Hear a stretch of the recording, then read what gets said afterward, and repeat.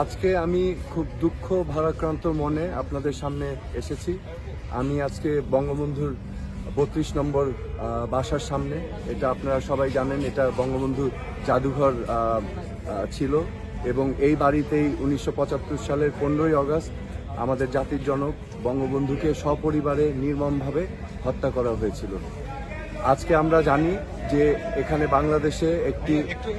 বাংলাদেশে একটি গণ অভ্যুত্থান হয়েছে ছাত্র জনতার সম্মিলনে, এবং ছাত্র জনতার এই আন্দোলনের মধ্য দিয়ে কিছু দুষ্কৃতিকারী এই জঘন্যতম ঘটনাটা ঘটিয়েছে। আমি এটার তীব্র নিন্দা জানাই এবং তীব্র প্রতিবাদ জানাই, এবং আমি আহ্বান করব অন্তর্বর্তীকালীন সরকারের দৃষ্টি আকর্ষণ করে আমি দাবি করব যে অতি সত্বর এই দুষ্কৃতিকারীদেরকে আইনের আওতায় এনে বিচার করতে হবে। আজকে আমি আরও আমার মনের কথা আমি বলতে চাই। আজকে আমার এখানে আসা হচ্ছে আমার বিবেকের তাড়নায়। আমি এমন একজন ব্যক্তি, আমি আমার বিবেককে দিয়ে আমি পরিচালিত হই। আমি অন্যায়ের বিরুদ্ধে প্রতিবাদ করি, আমি যতটুকু পারি আমি আমার অবস্থান থেকে করি। আজকে আমি বঙ্গবন্ধুর এই ৩২ নম্বরের এই বাসায় সেই আবেগের কারণেই আমি উপস্থিত হয়েছি, এবং আমি এটা কোনো অবস্থাতেই মেনে নিতে পারি না যে আমাদের ইতিহাস ঐতিহ্য, কারণ বঙ্গবন্ধু হচ্ছেন আমাদের স্বাধীনতার প্রতীক, তিনি বাংলাদেশের সম্বল। আমাদের বঙ্গবন্ধুকে ইতিহাসের আলোকে এবং মোড়কে আমাদের প্রিজার্ভ করে রাখতে হবে। বঙ্গবন্ধুকে অসম্মান করা হচ্ছে আমাদের মুক্তিযুদ্ধের পূর্ববর্তী 23 বছরের গণ আন্দোলন, যেই গণ আন্দোলনের মাধ্যমে আমরা মুক্তিযুদ্ধ করে দেশ স্বাধীন করেছিলাম।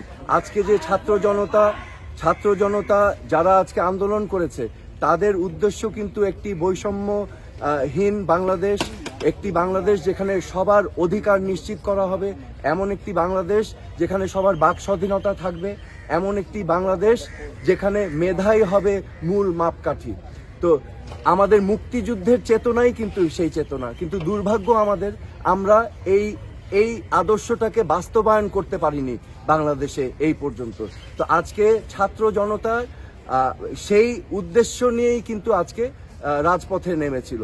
তো কিন্তু আমি তার পাশাপাশি আমি স্মরণ করিয়ে দিতে চাই আমাদের ইতিহাস ঐতিহ্য, বঙ্গবন্ধুর অবদান, এটাকে আমাদের অস্বীকার করার কোনো স্কোপ নেই।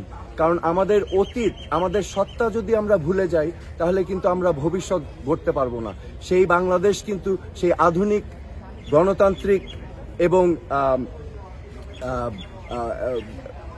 সমৃদ্ধশালী বাংলাদেশ কিন্তু আমরা গড়তে পারবো না।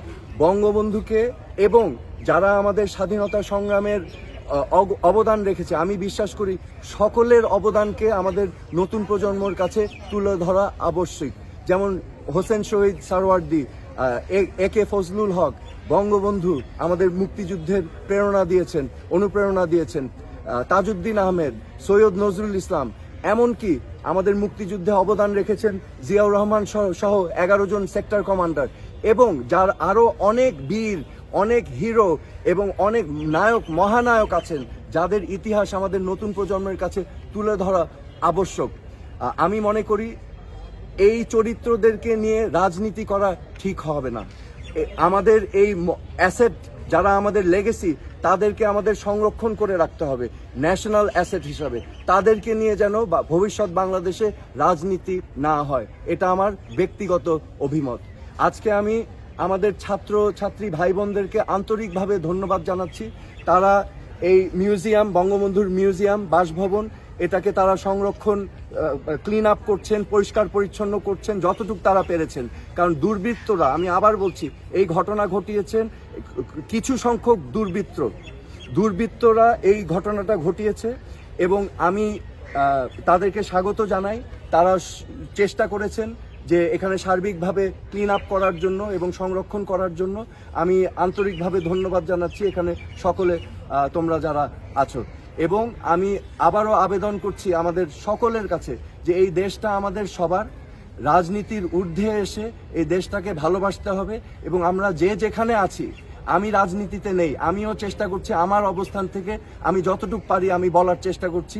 বিকজ রিমেম্বার, আমাদের মরাল কম্পাস যদি আমরা হারিয়ে ফেলি তাহলে কিন্তু কোনো জাতি কোনোদিনও মাথা উঁচু করে উঠতে পারবে না। So please be guided by your moral compass. এই বলে আমি শেষ করছি। ধন্যবাদ সবাইকে।